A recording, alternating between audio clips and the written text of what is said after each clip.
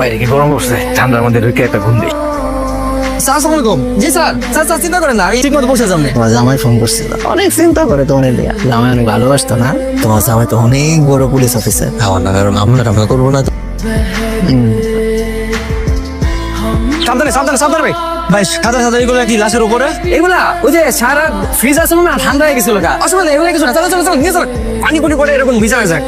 কেমন লাগলো? ঠান্ডা লাগে নাই তো? আমার কিন্তু মেলা ঠান্ডা লাগছিল। কি তাই না? স্যার করিম, তুমি অনেক কষ্ট করে আমার ওয়াইফের লাশটা অনেক দূর থেকে নিয়ে এসেছো। নাও তোমার টাকাটা। স্যার কানাগাড়ি করেন, মনটা তো না কানাগাড়ি করলে মধ্যে আত্মা তো কষ্ট পায়। হ্যালো, জি রাসেল বলছি। হোয়াট, স্বনামধন্য নায়িকা টুম্পা মারা গেছে? জি স্যার। স্যার আমি এখনই ঢাকার উদ্দেশ্যে রওনা দিচ্ছি স্যার। জি স্যার, জি। স্যার কি মারা গেছে বলেন? নায়িকা টুম্পা। স্যার টুম্পা সিনেমা করে? স্যার কি কইতাছে? স্যার আমি তো তার মেলা বড় ফ্যান। মানে যে আমার মোবাইলে স্যার যত যে গান সিনেমা সব ওই ম্যাডামের। স্যার মারা যায় কেন মারা গেল স্যার? করিম, তুমি তো এখনই গাড়ি নিয়ে ঢাকার উদ্দেশ্যে যাবে, রাইট? স্যার আমি তো আগেই যাবো। আচ্ছা করিম, তোমার গাড়িতে করে আমাকে একটু গাজীপুরে নায়িকা টুম্পার বাসায় নামিয়ে দিতে পারবে? স্যার পারুন না কেন? তাহলে তুমি এক কাজ করো, তুমি গাড়ি রেডি করো, আমি রেডি হয়ে আসছি। হ্যাঁ জি স্যার, জি স্যার।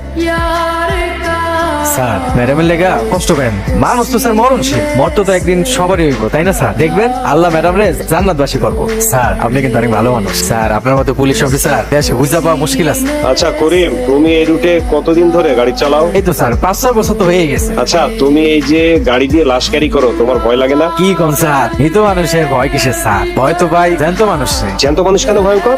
জ্যান্ত মানুষ যে কখন কি করে তার কোনো ঠিক ঠিকানা আছে? মৃত মানুষ তো স্যার শান্ত চুপচাপ, নড়েও না সরেও না। এই করিম, এই লাশটা দ্রুত ঢাকা মেডিকেলে পৌঁছানোর ব্যবস্থা করো তো। ঠিক পৌঁছে দিবে, ঠিক আছে? জি স্যার। আর শফিক, তুমি করিমের সাথে যাবে।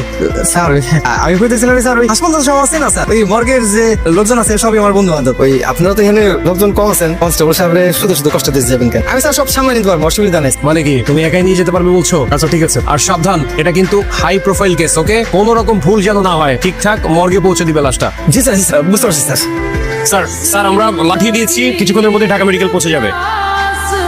আমাকে একটু এমার্জেন্সি গ্রামে যেতে হবে। কিন্তু কেন স্যার? অবাক, একমাত্র আমার ওয়াইফের লাশের সাথেই টুম্পা হত্যার রহস্যটা লুকিয়ে আছে। আমি এমার্জেন্সি এখন যেতে চাই, তুমি এই দিকটা সব সামলে রাখবে। হ্যালো অবাক, শোনো, টুম্পার মৃত্যু আমার স্ত্রীর মৃত্যুর পরে হলেও আমার মনে হয় দুটো ঘটনার সাথে একটা সিমিলারিটি আছে। আমার মনে হয় করিমই এটা আসল রহস্য, ওই লাশবাহী গাড়িটার মধ্যেই আসল রহস্য লুকিয়ে আছে।